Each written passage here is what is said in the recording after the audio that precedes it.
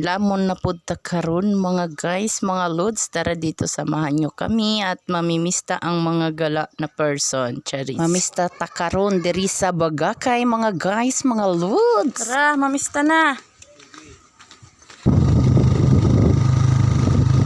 Mabulad man ay hulos-hulos pa nga. Ayan, ibilad muna natin tong tuyers ni Mother. Bago mamista ang mga person, nagbulad anay kada. Ito yung aming pasalubong sa aming pag-uwi. So, kaysa magbili tayo ng tuyo, bili na lang tayo ng fresh kasi mura lang yung fresh dito. Nabili lang yan siya ng 3 kilo for 100 pesos. Tamban yan siya na isda. Mamista ta karon. Matuyo-tuyo ang mga kamay. Hugas muna ng kamay ha. Huwag mo kong kagatin. Hugas muna ako ng kamay. Kaya natuyo-tuyo yung kamay. Tara, mamista na. Tatay, liningkod na to gawas.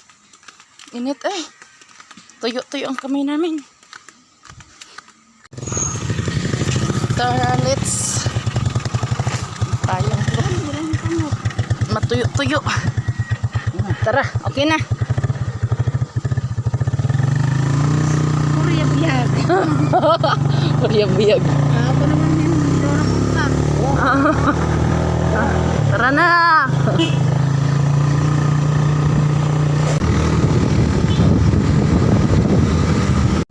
Para ma-exercise.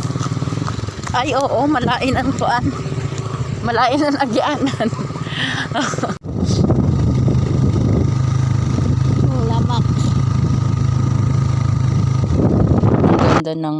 Ang ganda ng place dito sa nasa Lamak na yung mga person. Shout out sa mga taga Lamak dyan.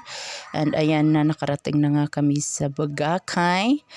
Fiesta kasi ngayon dyan. So ito talaga yung the best month na magandang mag-vacation dito sa probinsya. Ayan, sa Visayas.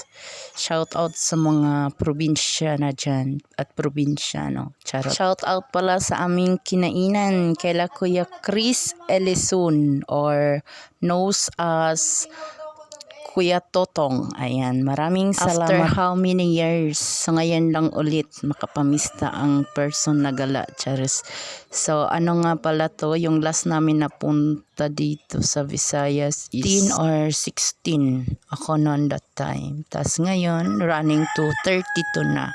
So, ngayon lang uli for how many years. Ayan, hanggang dito na lang muna. Medyo napahaba na yung ating kwentuhan. Thank you for watching. God bless. Magluto tayo ngayon ng supas, paborito ng aking mga kiddos. So, ayan, nandito tayo ngayon sa probinsya mga guys. Ayan, ang aking lulutuin ngayon, magpiprepare na si Inday Badiday, Charis. So, ayan lang yung aking gagawin.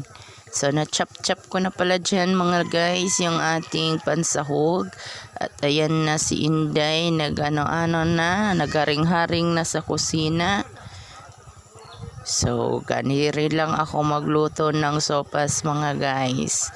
Watch and learn. Ayan, comment nyo dyan sa baba kung kumakain kayo ng sopas. Kasi yung iba hindi sila kumakain ng sopas kasi ayaw nila ng may gatas. So, ayan na yung ating manok na pang sahog. Pinakuluan ko na yan. Ayan, magsimula na tayo magluto. So, first step natin dito ay, syempre, kailangan maglagay tayo ng mantika. Mantikilya sa ating paglulutuan.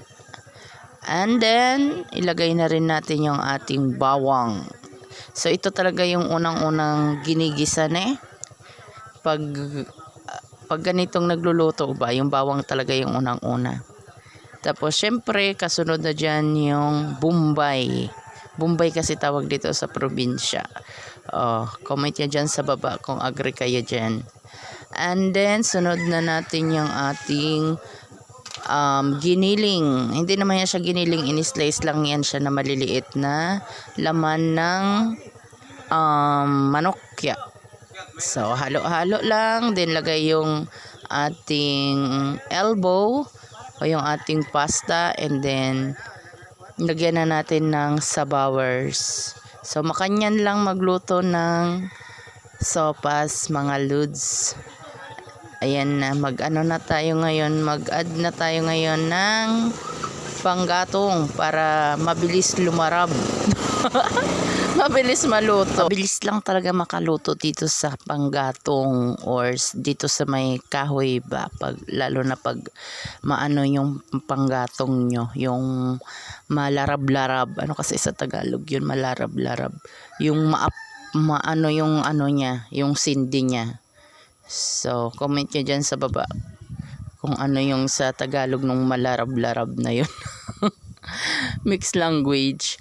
So, ayan, dahil kumulo na nga yung ating pinapakuluan, linagay ko na rin dyan yung gatas. 2 gatas yan.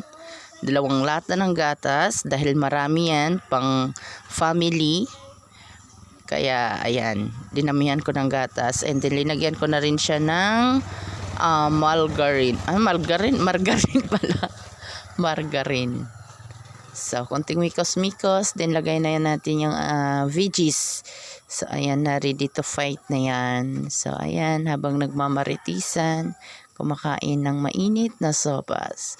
That's all. Thank you everyone. Thank you for watching. Bye-bye.